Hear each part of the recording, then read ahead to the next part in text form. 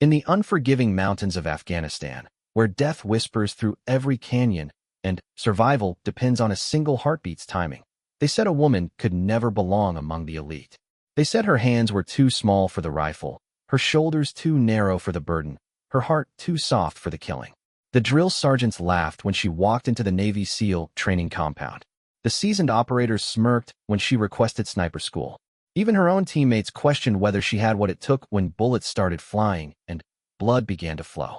But Sarah Chun had something they didn't expect, something that would turn their mockery into desperate respect and transform an enemy commander's arrogance into tearful pleas for mercy. Hidden behind her quiet determination was a lethal precision that would rewrite the rules of warfare and prove that sometimes the most dangerous weapon isn't the loudest one in the room. This is the true story of how laughter turned to legend, how doubt became devastation, and how one woman's trigger finger would make a terrorist commander beg for his life, while an entire military operation hung in the balance. In the shadows of war, where heroes are forged and myths are born, Sarah Chun was about to show the world what happens when you underestimate the wrong person. The enemy had no idea what was coming for them. Neither did her own team. The dusty Humvee rolled to a stop outside Forward Operating Base Reaper, its engine coughing like an old man's dying breath. Through the bulletproof windows, Sarah Chun watched the sprawling military compound that would become her new home. Concrete barriers topped with razor wire stretched as far as the eye could see, while guard towers loomed like silent sentinels against the harsh Afghan sky. The air shimmered with heat waves rising from the desert floor, carrying the acrid smell of diesel fuel and burning trash. Sarah grabbed her gear bag and stepped out into the blazing afternoon sun. At 5 feet 6 inches tall with a lean but muscular build, she looked more like a college athlete than a Navy SEAL sniper. Her black hair was pulled back in a regulation ponytail, and her dark brown eyes scanned the base with the quiet intensity of someone who missed nothing. She had trained for this moment for 3 years, enduring Hell Week, surviving underwater demolitions training, and earning her place among the most elite fighting force in the world. The base was buzzing with activity. Soldiers hurried between buildings, their combat boots kicking up small clouds of dust with each step. Helicopters thundered overhead, their rotors chopping through the thin mountain air as they ferried supplies and personnel to remote outposts. The constant hum of generators provided electricity to the maze of temporary structures that housed everything from command centers to mess halls. As Sarah made her way toward the operations building, she could feel eyes following her. Conversations stopped mid-sentence as she passed. A group of Marines loading ammunition onto a truck paused their work to stare. 2 Army Rangers emerging from the communications bunker did double takes when they saw her walking by. The attention wasn't entirely unexpected, but it still made her jaw tighten with determination. Inside the operations building, the air conditioning provided blessed relief from the oppressive heat. The walls were covered with maps marked with red pins indicating enemy positions, blue ones showing friendly forces, and black ones marking areas where soldiers had been lost. Computer screens displayed real-time intelligence feeds, and radio chatter provided a constant backdrop of status updates and mission reports. Sarah approached the reception desk where a young corporal was typing furiously on a keyboard. His name tag read Morrison, and when he looked up to see who was waiting, his fingers froze mid-keystroke. His mouth opened slightly as he stared at her for several seconds before remembering his professional duties. "Can I help you?" Morrison finally managed, his voice cracking slightly on the last word. "Petty Officer First Class Sarah Chun reporting for duty," she said, handing over her transfer orders. "I'm assigned to SEAL Team 7. Morrison took the papers with shaking hands, scanning them twice as if he couldn't believe what he was reading. "You're the new sniper specialist?" "That's correct." The corporal's face went pale. "Ma'am, there might be some kind of mistake here. SEAL Team 7 doesn't have any female operators." Sarah's expression remained neutral, but her voice carried an edge of steel. "There's no mistake, Corporal. Those orders came directly from Naval Special Warfare Command." Before Morrison could respond, a booming voice echoed across the room. "What the hell is this?" Sarah turned to see a mountain of a man striding toward them. Master Chief Petty Officer Jake Sullivan stood 6 feet 4 inches tall and looked like he could bench press a small car. His arms were covered with tattoos depicting various military operations, and a jagged scar ran from his left ear down to his collarbone. His gray eyes held the hard edge of someone who had seen too much combat and lost too many friends. Sullivan snatched the transfer orders from Morrison's hands and read them with growing disbelief. This has got to be some kind of joke. They're sending us a girl. I'm a fully qualified Navy SEAL with specialized sniper training, Sarah replied calmly. My gender is irrelevant to my ability to complete the mission. Sullivan let out a harsh laugh that contained no humor. Irrelevant. Listen here, sweetheart, this isn't some corporate diversity program. This is a combat zone where people die every single day. My team doesn't have time to babysit some politician's pet project. The room had gone completely silent. Every person present was watching the confrontation unfold, some with amusement, others with discomfort. Sarah could feel the weight of their stares, but she kept her focus locked on Sullivan. She had faced this kind of skepticism before, first at the Naval Academy and then during SEAL training. Each time, she had let her performance do the talking. With respect, Master Chief, I didn't request this assignment to make a political statement. I requested it because I'm the best sniper available for the job you need done. Sullivan's face turned red with anger. The best? You think because you hit some paper targets at a nice, safe training facility, you're ready for real combat? Kid, I've got operators on my team who have been killing enemy fighters since before you learned to drive. What makes you think you can keep up with them? Before Sarah could answer, another voice cut through the tension. That's enough, Master Chief.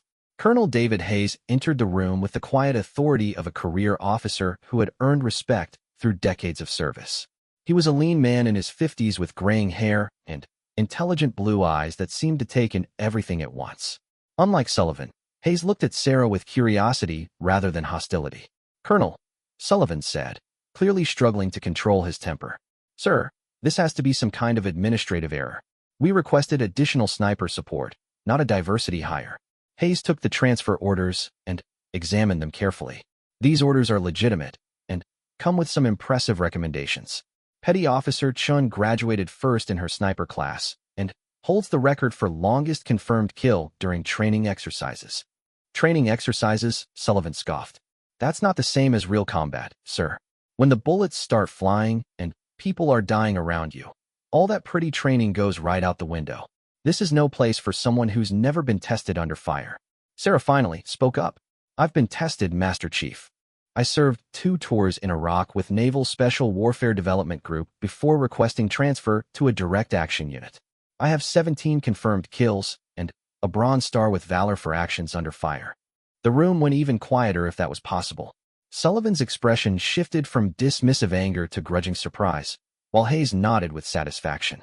Even Morrison stopped pretending to work and listened with rapt attention. 17 confirmed kills, Hayes repeated thoughtfully. That's more than most of my snipers have managed in their entire careers. Where did you serve? Ramadi and Fallujah, sir. Mostly counter-sniper operations and high-value target elimination. Sullivan crossed his massive arms over his chest. If that's true, then why are you here? Development Group doesn't usually let their best people transfer to line units. For the first time since entering the building, Sarah hesitated. The truth was complicated and involved a classified operation that had gone wrong, resulting in the death of her spotter and best friend. She had requested the transfer partly to escape the memories and partly because she felt she could make more of a difference in direct combat operations. Personal reasons, Master Chief. The details are classified. Hayes studied her for a long moment, his experienced eyes reading between the lines. He had seen enough combat veterans to recognize the signs of someone carrying invisible wounds. Well, whatever brought you here, we can certainly use your skills. Master Chief Sullivan will integrate you into SEAL Team 7 and brief you on current operations. Sullivan's jaw clenched. Sir, with all due respect, I still think this is a mistake. My team operates as a tight unit. Bringing in an outsider, especially a female outsider, could disrupt our cohesion and get people killed. Your concerns are noted, Hayes replied firmly. But these orders come from the highest levels of command. Petty Officer Chin will be given the same opportunities to prove herself as any other operator. If she can't handle the mission requirements, we'll deal with that when it happens. The colonel turned to Sarah. You'll be assigned to Team 7 under Master Chief Sullivan's command. Your primary role will be precision marksman support for direct action missions. We've been tasked with eliminating several high-value targets in the region, and intelligence suggests they have their own sniper teams. We need someone who can match their skills and exceed their capabilities. Understood, sir. When do I begin? Immediately. Master Chief Sullivan will show you to your quarters and introduce you to the rest of the team. Your first mission briefing is at 0600 tomorrow. As Hayes left the room, Sullivan turned back to Sarah with barely concealed hostility. Let me make something crystal clear, Chun. I don't care what your record says or who signed your transfer orders. This team has been operating successfully for 8 months without losing a single man. I'm not about to let some untested newcomer screw that up. You'll follow orders, stay out of the way, and try not to get anyone killed. Are we clear? Sarah met his glare without flinching. Crystal clear, Master Chief. Good. Grab your gear and follow me. As they walked through the base toward the team's living quarters, Sarah noticed how other soldiers reacted to their passage. Some openly stared with curiosity or amusement. Others whispered to their companions while pointing in her direction. A few made crude comments just loud enough for her to hear, testing to see if she would react. She ignored them all, focusing instead on memorizing the layout of the base and identifying key locations she might need to know. The SEAL Team 7 compound was a collection of reinforced buildings surrounded by its own security perimeter. Guard posts were manned around the clock, and additional barriers protected against mortar attacks and suicide bombers. Sullivan led her past the armory, where she glimpsed rows of advanced weapons and equipment, then past the briefing room with its sophisticated communications gear. Their first stop was the team leader's office, where Sullivan dropped into a chair behind a metal desk covered with mission reports and intelligence assessments. The walls were decorated with unit patches, commendation certificates, and photographs from previous deployments. One photo showed Sullivan and his team standing over the bodies of several dead insurgents, grinning at the camera with their weapons raised in triumph. Sit down, Sullivan commanded, gesturing to a chair across from his desk. Sarah remained standing. I prefer to stand, Master Chief. That wasn't a request. She slowly lowered herself into the chair, maintaining eye contact throughout. Sullivan leaned back and studied her like a predator evaluating potential prey. I've been leading this team for 2 years, he began. In that time, we've completed 47 missions without a single friendly casualty. We've eliminated over 200 enemy fighters and captured dozens of high-value targets. My men trust each other completely because they know their teammates will do whatever it takes to bring everyone home alive. He paused to let his words sink in before continuing. That trust isn't something you can fake or earn with pretty speeches. It comes from shared hardship, from bleeding together, from proving that you'll die before you let a teammate down. You're an outsider coming into a brotherhood that's been forged through fire. That makes you dangerous. Sarah kept her expression neutral. Dangerous to whom? To my men. To the mission. To yourself. Sullivan leaned forward, his voice dropping to barely above a whisper. I've read your file, Chun. You lost your spotter in Iraq. Some operation that went sideways and got classified so deep that even I can't access the details. That tells me you either screwed up badly or witnessed something that scared the brass enough to bury it completely. Either way, it means you're carrying baggage that could compromise your performance when things get hot. The accusation hit Sarah like a physical blow, but she forced herself not to react. The memory of Marcus Williams bleeding out in her arms while enemy sniper fire pinned them down was something she carried every day. But Sullivan didn't know the full story, and she wasn't about to enlighten him. My personal history is irrelevant to my ability to complete assigned missions, she said quietly. Nothing is irrelevant in combat, Sullivan shot back. Everything matters. How you handle stress, how you react under pressure, how you deal with making life and death decisions in split seconds. My team has developed tactics and procedures that work because we know each other's strengths and weaknesses. Bringing you in disrupts that balance. He stood up and walked to a map of the region mounted on the wall. Red pins marked known enemy positions, while blue pins showed friendly outposts. We're hunting some very dangerous people, Chun. Ahmad Naziri is a Taliban commander who's responsible for at least 50 American deaths in the past year. He's smart, well-equipped, and has his own sniper teams protecting him. Going after him isn't like shooting at paper targets on a practice range. One mistake, and people die. Sarah rose from her chair and joined him at the map. What kind of opposition can we expect?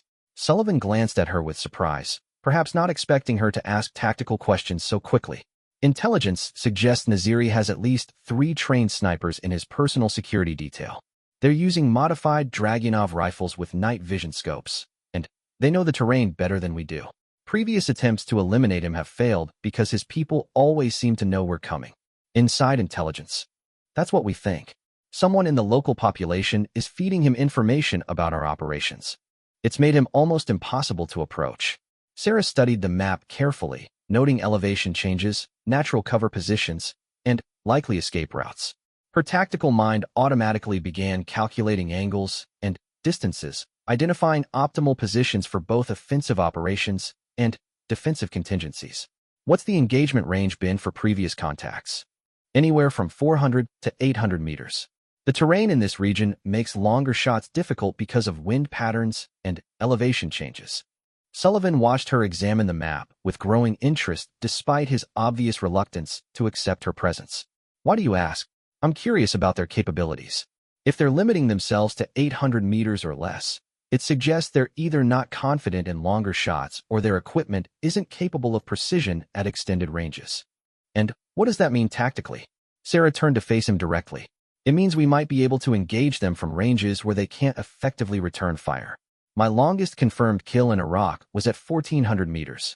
If we can establish overwatch positions at that distance or greater, we could eliminate the sniper threat before they even know we're there. For the first time since meeting her, Sullivan looked genuinely interested rather than skeptical.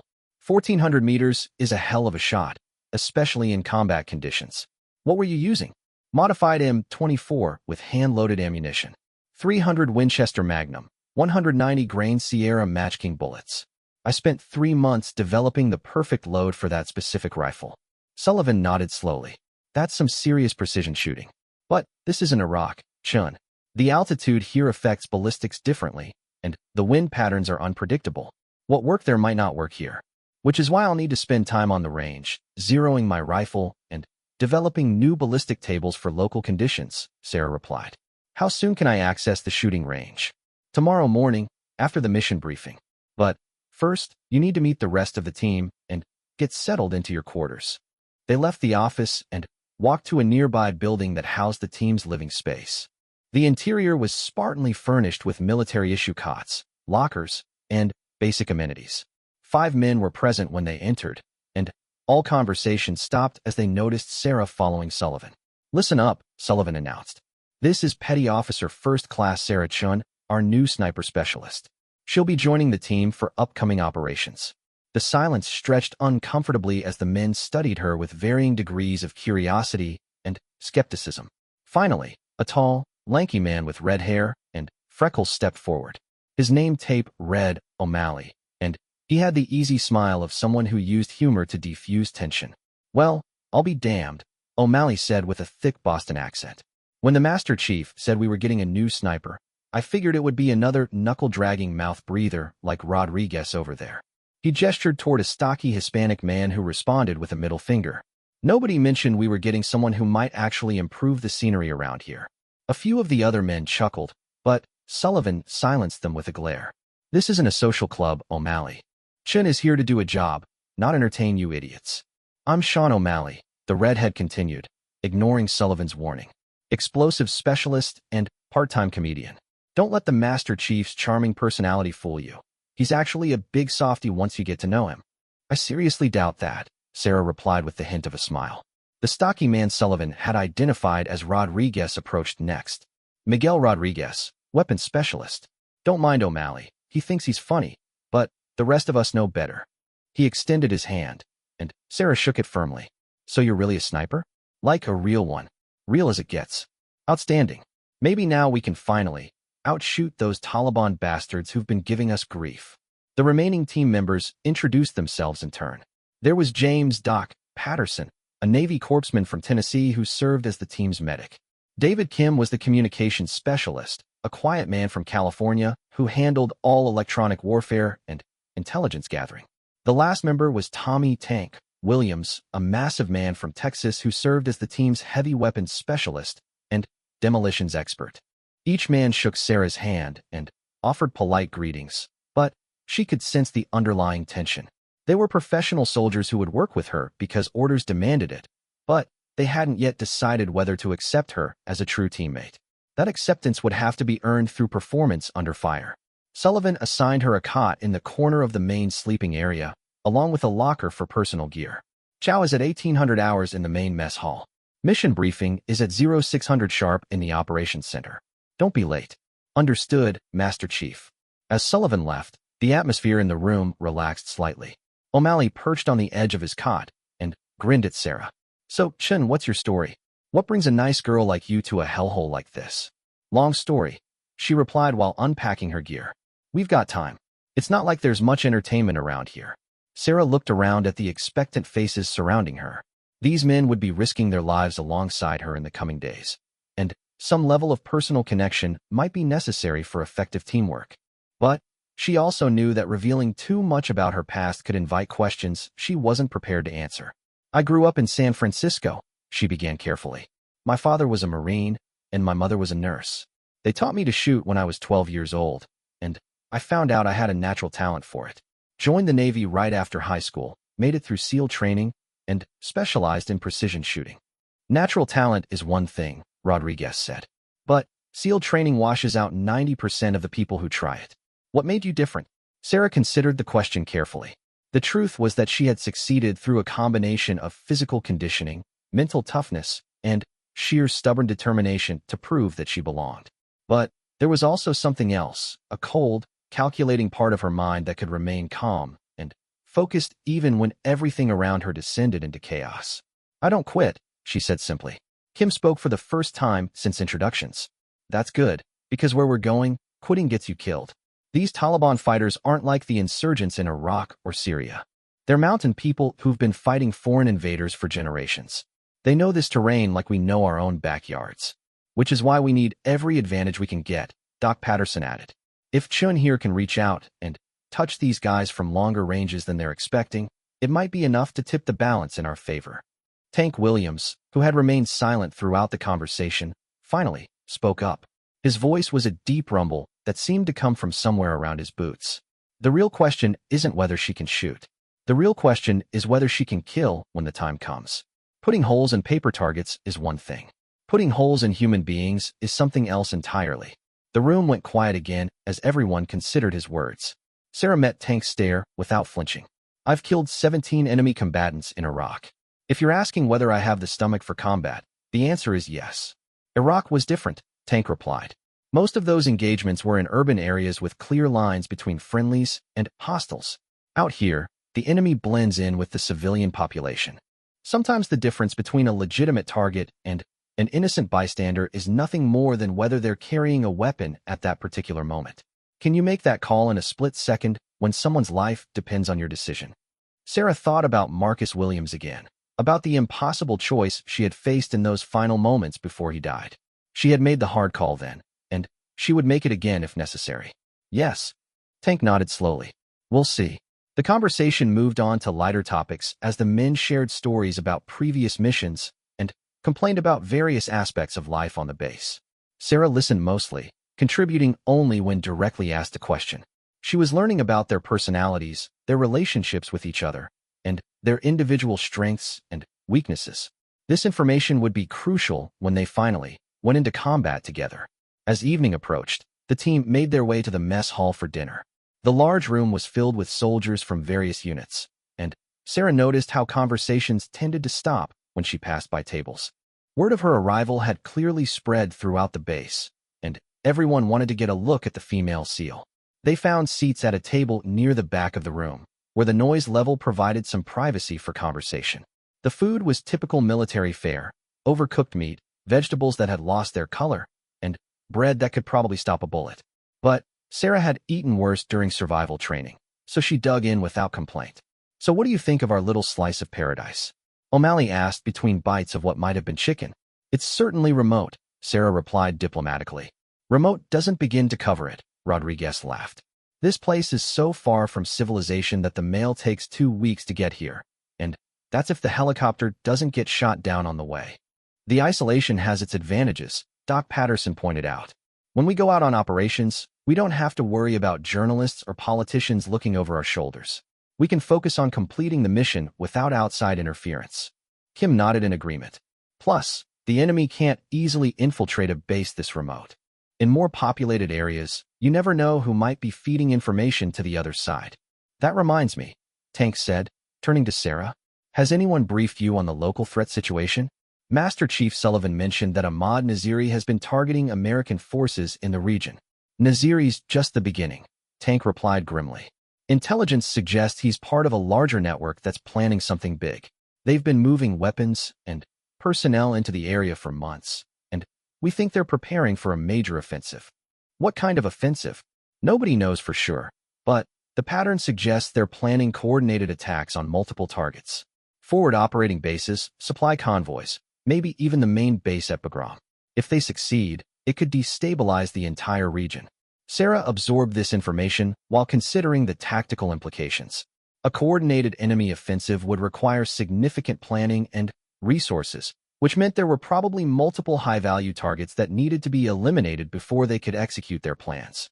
Where does Naziri fit into this network? He's one of the key operational commanders, O'Malley explained.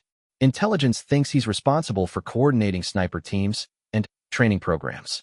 Take him out, and we might be able to disrupt their entire precision shooting capability. Which is where you come in, Rodriguez added. Previous attempts to get close to Naziri have failed because his snipers always seem to know we're coming. Maybe a different approach will catch them off guard. Sarah understood what he was implying. The enemy would be expecting another team of male operators following predictable tactics. A female sniper might be able to approach from unexpected angles or use tactics that hadn't been tried before. It was a slim advantage, but in special operations, slim advantages often made the difference between success and failure. After dinner, the team returned to their quarters for final preparations before the next day's mission briefing. Sarah spent time cleaning and inspecting her rifle, a heavily modified M24 that she had personally customized over years of use. Every component had been carefully selected and fine-tuned for maximum accuracy and reliability. The weapon was more than just a tool. It was an extension of her own body, responsive to the slightest pressure and perfectly balanced for her grip and shooting style. As the other team members settled into their evening routines, Sarah found herself thinking about the mission ahead. Tomorrow would bring her first opportunity to prove herself to these men and to demonstrate that her presence was an asset rather than a liability. The weight of expectation was enormous, but she had carried heavy burdens before. Outside, the sounds of the base continued through the night. Guard rotations, vehicle movements, and radio communications provided a constant background of military activity. Somewhere out in the darkness, enemy fighters were probably planning their next attack. Soon, she would be hunting them through those same mountains and valleys, matching skill against skill in the deadly game of sniper warfare. Sarah closed her eyes and began the mental preparations that had served her well in Iraq. She visualized potential shooting scenarios, calculated ballistic solutions for various ranges and conditions, and mentally rehearsed the precise movements that would be required when the moment came to pull the trigger. Tomorrow would be the beginning of a new chapter in her military career, one that would test every skill she had learned and every lesson she had absorbed. In the darkness of the Afghan night, she prepared to prove that they had been wrong to laugh at her arrival. The briefing room at 0600 was thick with tension and the smell of strong coffee. Sarah entered to find the rest of SEAL Team 7 already assembled around a large table covered with satellite photographs, topographical maps, and intelligence reports. Master Chief Sullivan stood at the front of the room beside a large monitor displaying aerial imagery of mountainous terrain. Colonel Hayes was present along with several intelligence officers she hadn't met before. Now that we're all here, Sullivan began with a pointed look at Sarah. Let's get down to business. Intelligence has located Ahmad Naziri's current position, and we have a narrow window of opportunity to eliminate him. The monitor switched to a detailed satellite image showing a compound nestled in a valley between two ridgelines. The buildings were typical Afghan construction, low, flat-roof structures built of local stone and mud brick. Several vehicles were visible in a courtyard, and Sarah could make out what appeared to be defensive positions built into the surrounding hills. Target is currently located at grid reference 41 SPR 12345 67890, continued a thin intelligence officer with wire-rimmed glasses. The compound belongs to a local tribal leader who's been providing sanctuary to Taliban forces. Our sources indicate Naziri arrived 3 days ago with a security detail of approximately 20 fighters. Sarah studied the imagery carefully, automatically calculating ranges and angles from various positions around the valley. The terrain was challenging, steep slopes, limited approach routes, and excellent observation points that the enemy could use to their advantage. What's the elevation of the target area? Approximately 8,000 feet above sea level, the intelligence officer replied. The surrounding ridgelines rise to over 10,000 feet, providing multiple overwatch positions for both friendly and hostile forces. Sullivan pointed to several locations on the map. Previous reconnaissance has identified at least 3 sniper positions on the ridgelines surrounding the compound. These positions are manned around the clock and have clear fields of fire covering all likely approach routes. What kind of weapons are they using? Rodriguez asked. Modified Dragunov rifles with upgraded optics. Effective range is estimated at 800 to 1,000 meters, depending on conditions. Sarah made mental notes about the enemy's capabilities. Dragunov rifles were reliable and accurate, but they weren't precision instruments like her M24. If she could establish a firing position at ranges beyond their effective capability, she might be able to eliminate the sniper threat before they could respond. Colonel Hayes took over the briefing. Gentlemen and lady, this is a high-priority target elimination mission. Naziri is responsible for training enemy sniper teams throughout the region, and his death would significantly degrade their precision shooting capability. However, the compound's location makes a direct assault extremely dangerous. He gestured to the satellite image. The valley has only 2 practical access routes, both of which are heavily defended. Any attempt to approach the compound directly would result in heavy casualties. We need a different approach. Sullivan stepped forward. The mission will utilize a diversionary assault to draw attention away from the primary objective. While Alpha Squad conducts a feint attack from the south, Bravo Squad will infiltrate from the north and eliminate Naziri. Shin will provide overwatch and counter-sniper support. Sarah felt the eyes of every man in the room turn toward her. This would be her first mission with the team, and everyone was curious to see how she would perform under actual combat conditions. The pressure was enormous, but she had faced similar situations before. What's the timeline? She asked. Insertion is at 2200 hours tonight, Sullivan replied. We'll move under cover of darkness and establish positions before dawn. The operation commences at first light when we have maximum visibility for precision shooting. Hayes addressed the room. Intelligence suggests Naziri is planning to move to a new location within 48 hours. This may be our only opportunity to eliminate him for the foreseeable future. The mission is classified as critical priority, and failure is not an option. The briefing continued with detailed discussions of insertion routes, extraction plans, communications protocols, and contingency procedures. Sarah absorbed every detail while studying the topographical maps to identify potential shooting positions. The terrain was brutal, but she had operated in similar conditions before. After the briefing concluded, the team spent the morning conducting final equipment checks and preparing for the mission. Sarah took her rifle to the base's shooting range to zero her scope for local atmospheric conditions. The range was a simple affair, earthen berms with paper targets at various distances stretching out to 800 meters. Tank Williams accompanied her to observe her shooting skills firsthand. He set up a spotting scope while she prepared her rifle, adjusting the scope's parallax setting and checking the bolt's operation. The weapon was in perfect condition, as she had maintained it meticulously throughout her military career. Let's start at 300 meters, Tank suggested, peering through his spotting scope. Sarah settled into a prone shooting position, controlling her breathing as she acquired the target through her scope. The crosshairs settled on the center of the bullseye as she calculated the minimal adjustments needed for range and wind. Her finger found the trigger's sweet spot, and she applied steady pressure until the rifle fired. The bullet struck dead center, creating a perfect hole in the target's bullseye. Tank lowered his spotting scope and looked at her with surprise. That was cold bore first shot. Most snipers need a few rounds to get dialed in. I know my rifle, Sarah replied simply, working the bolt to chamber another round. They moved through progressively longer ranges, and Sarah's performance remained consistently excellent. At 500 meters, she placed 5 shots into a group that could be covered by a quarter. At 600 meters, her accuracy remained phenomenal despite increasing wind effects. By the time they reached 800 meters, Tank was shaking his head in amazement. I've never seen shooting like that, he admitted. How the hell did you learn to shoot so precisely? Sarah thought back to her childhood in California, where her father had taken her to shooting competitions every weekend. She had competed in precision rifle matches throughout high school and college, developing skills that had served her well in military service. But there was also something else, an intuitive understanding of ballistics and wind effects that seemed to come naturally. Practice, she said. Lots and lots of practice.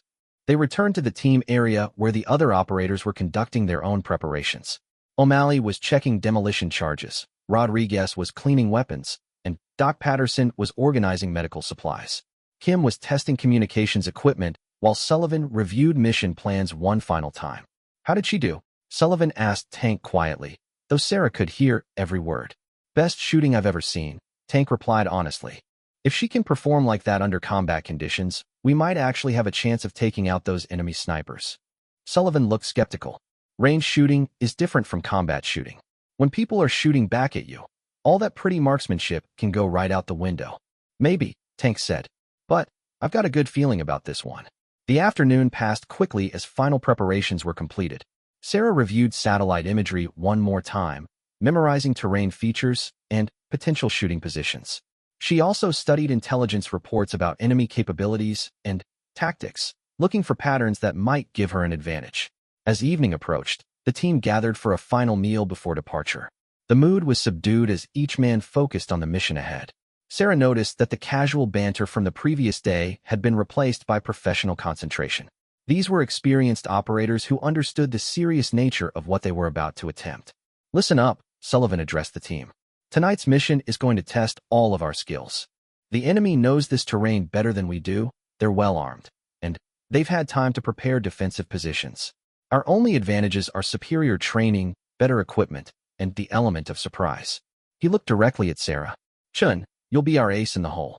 If you can eliminate those sniper positions, it will give the rest of us the freedom to maneuver against the primary target. Everything depends on your ability to make those long-range shots count." "Understood, Master Chief. I won't let the team down." "See that you don't." At 2000 hours, the team boarded a specially modified Black Hawk helicopter for insertion into the target area. The aircraft had been painted in matte black and equipped with noise-dampening technology to reduce its acoustic signature. Sarah sat between O'Malley and Rodriguez, her rifle secured in a protective case at her feet. The helicopter lifted off into the star-filled Afghan night, its pilots using night vision equipment to navigate through the treacherous mountain terrain. Sarah could feel the aircraft climbing steadily as they approached the target area, and she mentally reviewed her mission parameters one final time. Her primary objective was to establish an overwatch position on the eastern ridgeline approximately 1,200 meters from the enemy compound. From there, she would have clear lines of sight to all three known sniper positions while remaining outside their effective engagement range. Secondary objectives included providing cover for the assault team and eliminating any additional threats that presented themselves. The helicopter approached the landing zone at treetop level, its rotor wash kicking up clouds of dust and debris. Sarah could see the pilots struggling to maintain control in the thin mountain air, and she gripped her rifle case tightly as the aircraft touched down hard on the rocky terrain. "Go, go, go!" Sullivan shouted over the engine noise. The team poured out of the helicopter and immediately took defensive positions around the landing zone. Sarah was the last to exit, and she could hear the aircraft's engines spooling up for immediate departure even before her feet touched the ground. Within seconds, the Black Hawk was climbing back into the darkness, leaving the 7 operators alone in hostile territory. The silence that followed was profound. After hours of helicopter noise, the mountain wilderness seemed impossibly quiet. Sarah could hear her own heartbeat and the soft rustle of wind through sparse vegetation. Somewhere in the distance, a night bird called out with a haunting cry that echoed off the canyon walls. Sullivan signaled for movement, and the team began their approach march toward the objective area. They moved in single file, with 15-meter intervals between each operator, using natural terrain features for concealment. Sarah was positioned near the middle of the formation, with Tank Williams in front of her and Doc Patterson behind. The terrain was even more challenging than the satellite imagery had suggested. Loose rocks threatened to give way under their boots, creating noise that could alert enemy sentries. Steep slopes forced them to use their hands for balance while carrying heavy equipment. The high altitude made every step an effort as their lungs worked overtime in the thin air. After 2 hours of difficult movement, the team reached their designated assembly area approximately 2 kilometers from the target compound. Sullivan called a halt and gathered his operators for final coordination. They huddled in a small depression that provided concealment from observation while allowing quiet conversation. "We're on schedule," Sullivan whispered, checking his watch. "Dawn is in 3 hours, which gives us time to reach our positions and conduct final reconnaissance. Once Chun eliminates the sniper threat, we'll have approximately 30 minutes before enemy reinforcements can arrive from neighboring areas. He turned to Sarah. Your position is 800 meters northeast of here. Can you make it alone, or do you need someone to guide you? Sarah studied the terrain through her night vision scope, identifying the route she would need to take to reach her shooting position. The path was treacherous, but manageable for someone with her training and experience. I can make it alone. Less chance of detection with a smaller group. Good. You have 2 hours to get into position and conduct range estimation. Radio check every 30 minutes until the operation commences. Sarah shouldered her pack and moved out alone into the darkness. The isolation was both comforting and unnerving. Comforting because she could move at her own pace without worrying about other team members, but unnerving because she had no immediate backup if something went wrong. The climb to her designated position was brutal. The rocky slopes seemed to rise almost vertically, and she had to use natural handholds to pull herself up the steepest sections. Her rifle case banged against rocks despite her efforts to protect it, and she worried about the delicate optics inside. Sweat soaked through her clothing despite the cool mountain air. Finally, after an hour of climbing, she reached the ridgeline that would serve as her firing position. The location was perfect, a natural depression in the rocks that provided concealment while offering clear lines of sight to the target area below. Sarah set up her rifle and began the careful process of range estimation and ballistic calculation. Through her scope, she could see the enemy compound spread out in the valley below. Lights were visible in several windows, suggesting that at least some of the occupants were still awake. More importantly, she could identify the 3 sniper positions that intelligence had reported. They were well-constructed defensive positions with overhead cover and multiple firing ports. Sarah used her laser rangefinder to determine exact distances to each target position. The nearest was 1,247 meters away, while the farthest was 1,389 meters. Both distances were well within her capability, but the extreme range would require precise calculations for bullet drop and wind deflection. She spent the next hour conducting detailed observations of enemy activity patterns. The sniper positions appeared to be manned by 2-person teams working in shifts. Every 30 minutes, she could see movement as guards changed positions or conducted brief patrols around their areas. At 0400 hours, Sarah conducted her scheduled radio check with the assault team. Overwatch in position, she whispered into her throat microphone. 3 targets confirmed. Ranges are 1247, 1315, and 1389 meters. Wind is variable from the northwest at 5 to 8 miles per hour. Copy, Overwatch, came Sullivan's reply. Assault team moving to final positions. Stand by for execute order. As dawn approached, Sarah could see increased activity around the compound. Enemy fighters were moving between buildings, and she caught glimpses of weapons and equipment being positioned for defensive purposes. They clearly expected some kind of attack, but hopefully not from the direction she was positioned. The first sniper position presented the most challenging shot due to its angle and the wind patterns in that section of the valley. Sarah calculated the necessary adjustments for range, elevation, and wind deflection, then input the data into her scope's ballistic computer. The solution called for holding 2 mils high and 1 mil left of the target's center mass. Overwatch, this is Alpha Leader. Sullivan's voice crackled through her earpiece. You are cleared to engage at your discretion. Repeat, you are cleared to engage. Sarah settled into her final shooting position, controlling her breathing as she acquired the first target through her scope. The crosshairs settled on the enemy sniper's chest as she made microscopic adjustments for wind and range. Her finger found the trigger's pressure point as she prepared to take the shot that would announce their presence to every enemy fighter in the valley. The moment of truth had arrived.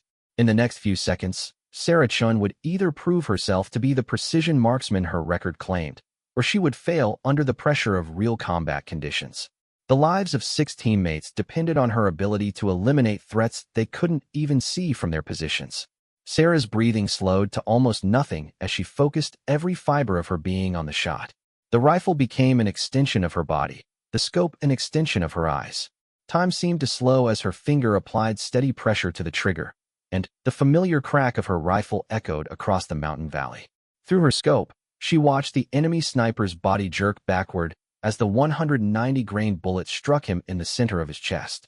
He collapsed immediately, his rifle clattering against the rocks of his position. 1 down, 2 to go. The second shot came 30 seconds later as another enemy fighter moved into position to investigate his fallen comrade. Sarah's bullet caught him in the head at 1,315 meters, dropping him instantly. The precision of the shot surprised even her. At that range, a headshot required perfect calculation and flawless execution. Alarms were now sounding throughout the compound as the enemy realized they were under attack. Sarah could see fighters running between buildings, taking defensive positions, and trying to locate the source of the incoming fire. The third sniper position had gone quiet, with its occupants apparently taking cover rather than exposing themselves to her deadly accurate fire. 2 targets eliminated, Sarah reported through her radio. Third position is taking cover. You're clear to advance. Outstanding work. Overwatch, Sullivan replied. And, for the first time since meeting him, Sarah could hear genuine respect in his voice. Assault team is moving now. Through her scope, Sarah watched as SEAL Team 7 began their approach to the compound. They moved like ghosts through the early morning light, using terrain features and buildings for concealment as they closed with their objective. Her job now was to provide overwatch and eliminate any threats that presented themselves to the advancing operators. The battle for the compound was about to begin, and Sarah Chun had fired the opening shots. Her precision marksmanship had cleared the way for her teammates, proving that she belonged among the elite warriors of naval special warfare. But the mission was far from over, and the most dangerous part was yet to come. In the valley below, Ahmad Naziri had no idea that death was closing in on him with surgical precision. The compound erupted into chaos as SEAL Team 7 launched their assault. From her elevated position, Sarah watched through her scope as Sullivan's men moved with deadly precision through the defensive perimeter. The element of surprise, combined with the elimination of the sniper threat, had given them a crucial advantage in the opening moments of the firefight. Muzzle flashes flickered from windows and doorways as enemy fighters attempted to organize a defense. Sarah could hear the distinctive crack of AK-47s echoing across the valley, answered by the more controlled fire from American weapons. Her teammates moved like shadows between buildings, using cover and concealment to advance toward their primary objective. Overwatch, we have multiple hostiles in the northeast building. O'Malley's voice crackled through her earpiece. Can you get an angle on them? Sarah swiveled her rifle toward the indicated building, scanning the windows for targets. 2 floors up, she spotted the barrel of an enemy rifle protruding from a window opening. The shooter was providing covering fire for defenders on the ground level, but his position left him partially exposed to her elevated vantage point. I have eyes on one hostile, 2nd floor, northeast corner window, she reported, settling her crosshairs on the barely visible target.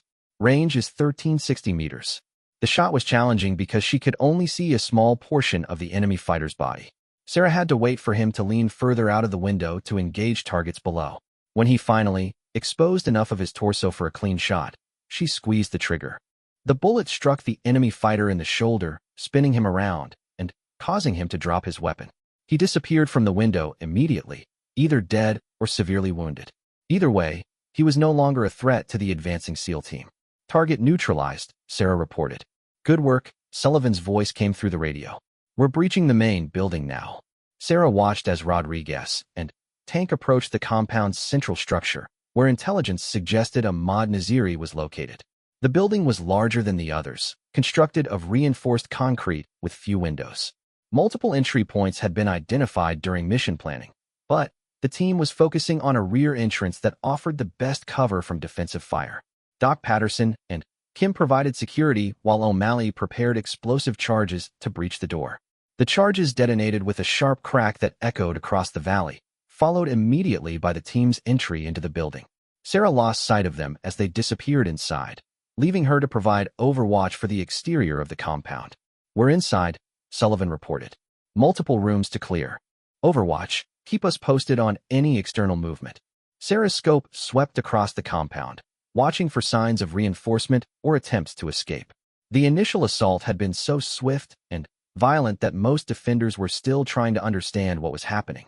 Bodies lay scattered around the courtyard where they had been caught in the open during the team's advance.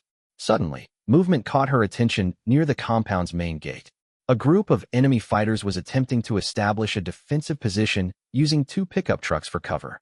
Sarah counted at least 6 men armed with assault rifles and what appeared to be a rocket-propelled grenade launcher. Multiple hostiles at the main gate, she reported immediately. They have an RPG and are setting up a defensive line. If they get organized, they could prevent your extraction. Can you engage them from your position? Sullivan asked. Sarah studied the target area carefully. The range was over 1,400 meters, and the targets were partially concealed behind the vehicles. It would require multiple precision shots to eliminate the threat effectively. Affirmative. Engaging now. Her first shot took down the fighter with the RPG launcher, striking him center mass as he knelt beside one of the trucks.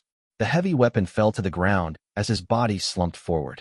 The remaining fighters immediately took better cover, but Sarah had already acquired her second target. The firefight at the gate lasted less than 3 minutes. Sarah's precise marksmanship eliminated 4 of the 6 enemy fighters, while the remaining 2 fled toward the surrounding hills. The escape route was now clear for the team's eventual extraction.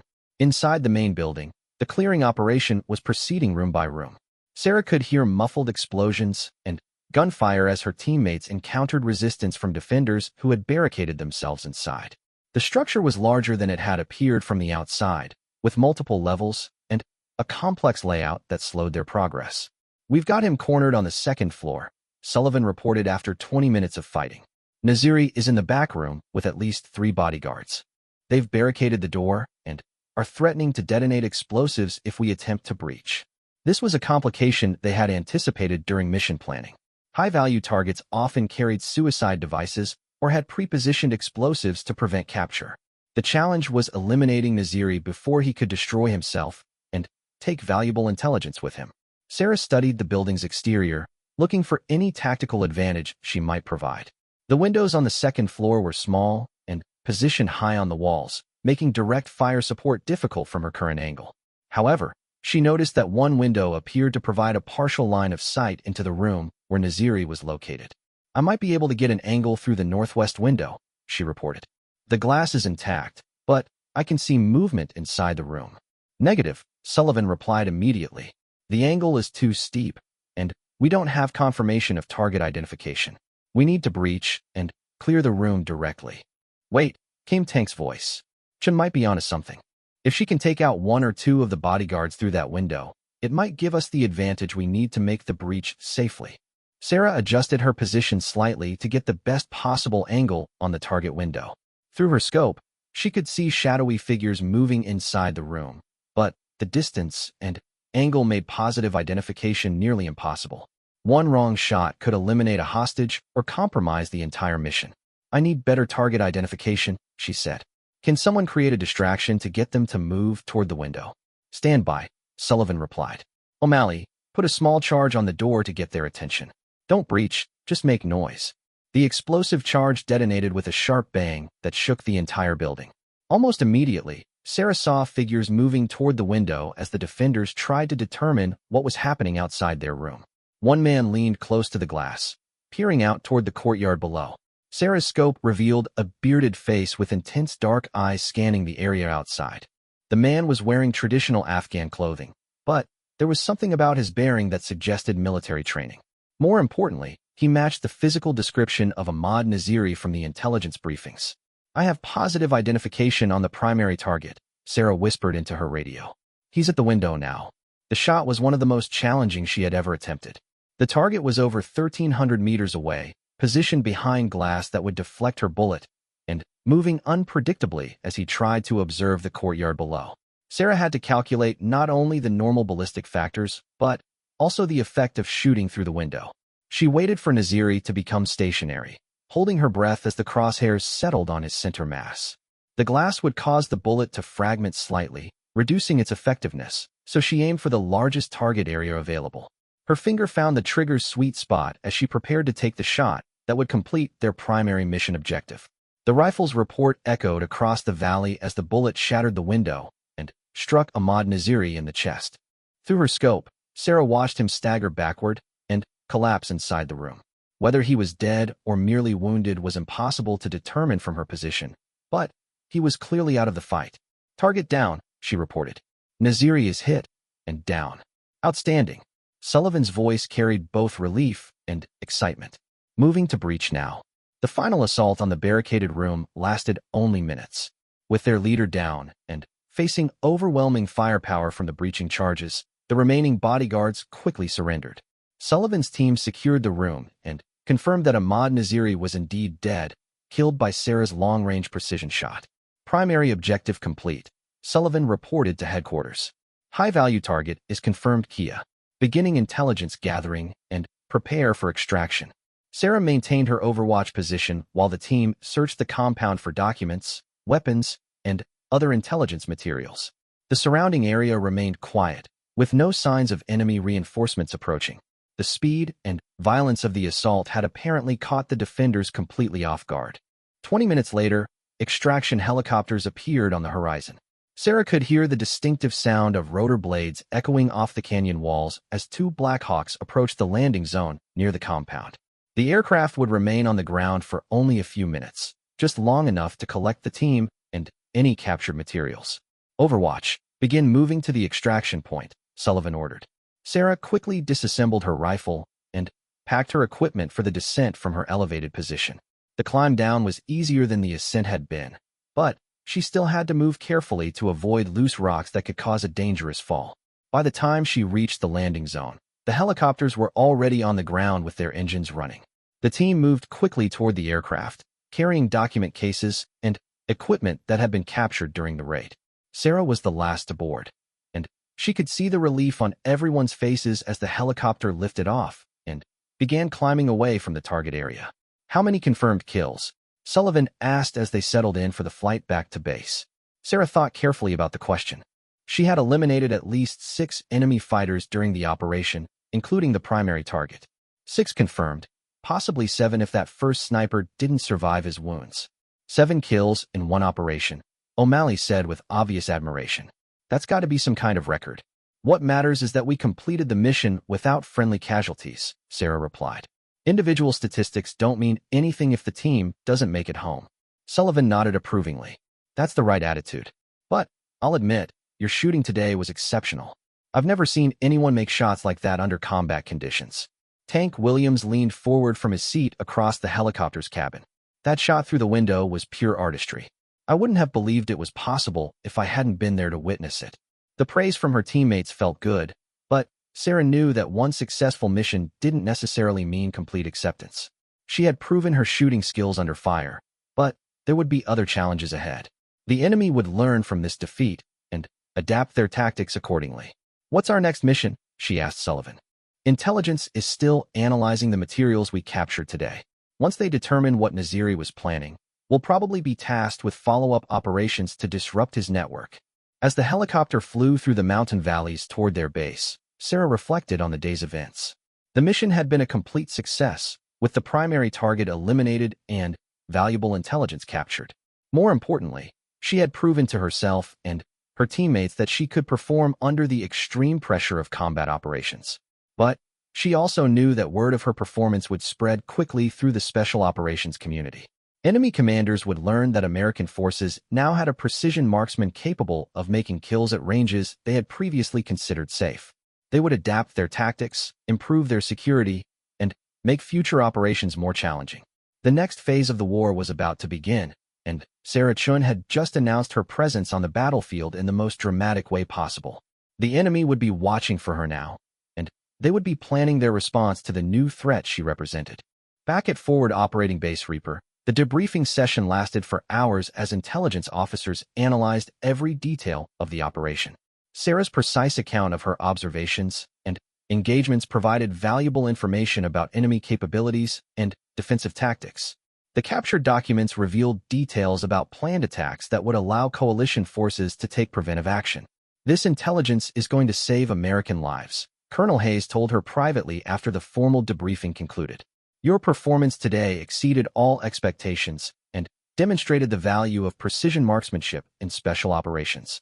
That evening, the team gathered in their quarters to celebrate the successful mission. O'Malley had somehow procured a bottle of whiskey, which was passed around despite regulations against alcohol in combat zones. Sarah was offered the first drink, a gesture of acceptance that meant more than any formal recognition. To the best damn sniper I've ever worked with, Sullivan said, raising his cup. Chun, you've earned your place on this team. The others echoed the sentiment, and Sarah felt a warmth that had nothing to do with the whiskey.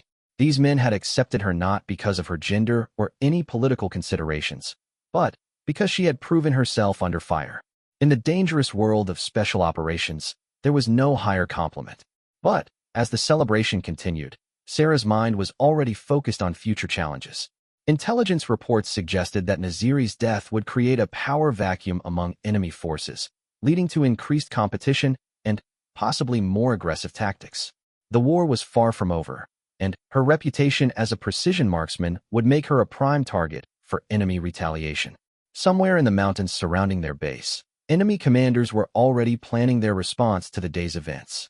They would be studying her tactics, analyzing her capabilities, and developing countermeasures to neutralize the threat she represented. The next mission would be more dangerous than the first, and the stakes would continue to escalate. Sarah Chun had proven herself in combat, but the real test was just beginning. In the shadows of the Afghan mountains, a deadly game of cat and mouse was about to unfold, with the finest warriors on both sides matching skill against skill in a battle that would determine the fate of the entire region. The enemy had laughed when she arrived at the base, dismissing her as an inexperienced woman who didn't belong among elite warriors. Today's mission had silenced that laughter and replaced it with fear and respect. But Sarah knew that respect could quickly turn to hatred, and hatred could drive enemies to desperate measures.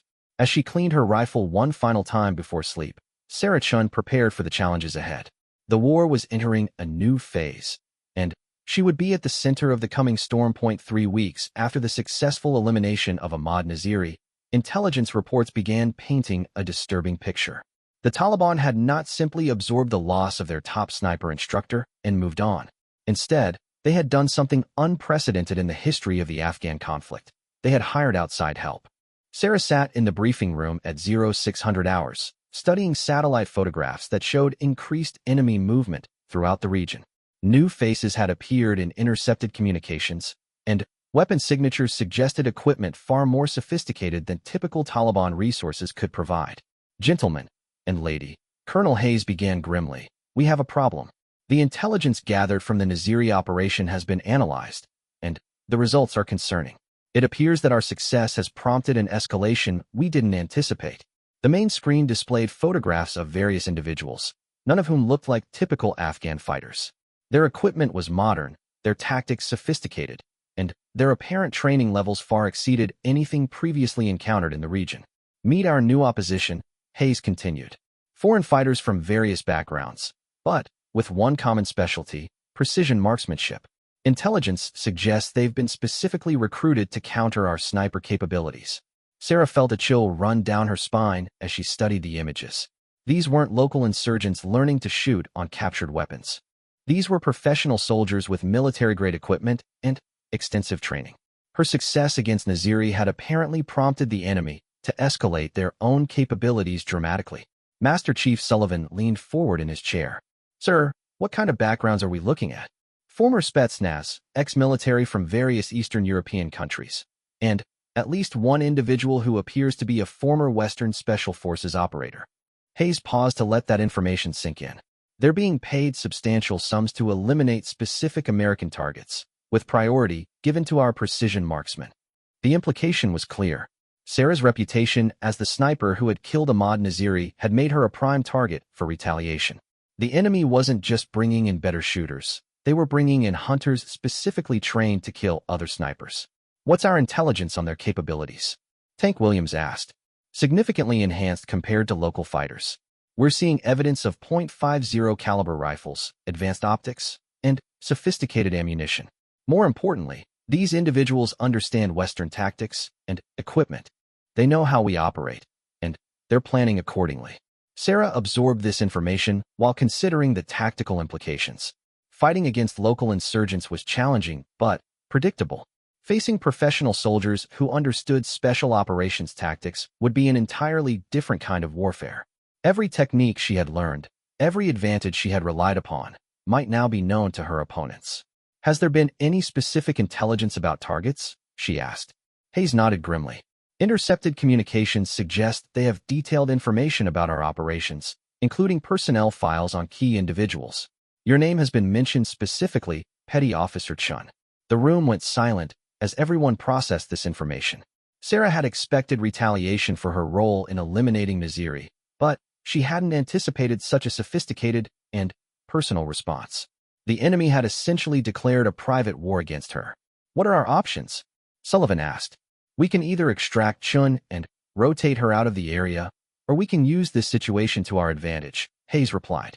Intelligence believes that eliminating these foreign fighters would significantly degrade enemy capabilities throughout the region. However, doing so would require using Chun as bait to draw them into engagements where we can defeat them. Sarah understood what was being proposed. Instead of hiding from the enemy hunters, she would become the hunter herself. The mission would be to eliminate the foreign snipers before they could accomplish their objectives. It was an extremely dangerous proposition, but it also offered the opportunity to remove a significant threat to American forces. I volunteer to continue operations, she said quietly. Sullivan turned to stare at her. Chun, you understand what you're signing up for? These people are professionals who have been specifically hired to kill you. Every time you take a shot, you'll be revealing your position to enemies who know exactly how to exploit that information. I understand the risks, Master Chief. But if I run from this challenge, it sends a message that precision marksmen can be neutralized simply by escalating the threat level. That puts every sniper in the military at risk. Hayes nodded approvingly. That's the attitude I was hoping to hear. However, we'll need to modify our tactics significantly. Standard sniper operations assume that the enemy doesn't know your capabilities or methods. That assumption no longer applies. The briefing continued with detailed discussions of new operational procedures designed to counter professional opposition. Instead of single sniper operations, Sarah would work with multiple shooters to create confusion about her actual position. Insertion and extraction methods would be varied to prevent pattern recognition. Most importantly, engagement times would be drastically reduced to minimize the enemy's ability to locate and target her position. The first mission under the new protocols will be a test case, Hayes explained. Intelligence has located one of the foreign fighters in a compound approximately 40 kilometers from here. Your objective will be to eliminate him while avoiding the traps and countermeasures he's undoubtedly prepared. Sarah studied the target area on the satellite imagery. Unlike previous missions, this compound showed clear evidence of professional defensive preparation. The approaches were covered by multiple overlapping fields of fire. Natural sniper positions had been reinforced with additional cover, and the entire area showed signs of careful tactical analysis. This individual is believed to be Viktor Petrov, a former Russian Special Forces sniper with over 30 confirmed kills, Hayes continued. He arrived in the region 2 weeks ago and has been establishing a training program for local fighters. More importantly, he's been asking specific questions about American sniper tactics and equipment. The intelligence report included detailed information about Petrov's background and capabilities. He had served with Russian airborne forces in Chechnya and Georgia before leaving military service and working as a mercenary in various conflicts. His longest confirmed kill was 1,847 meters, achieved during operations in Syria. He's good, Tank Williams observed after reviewing the file.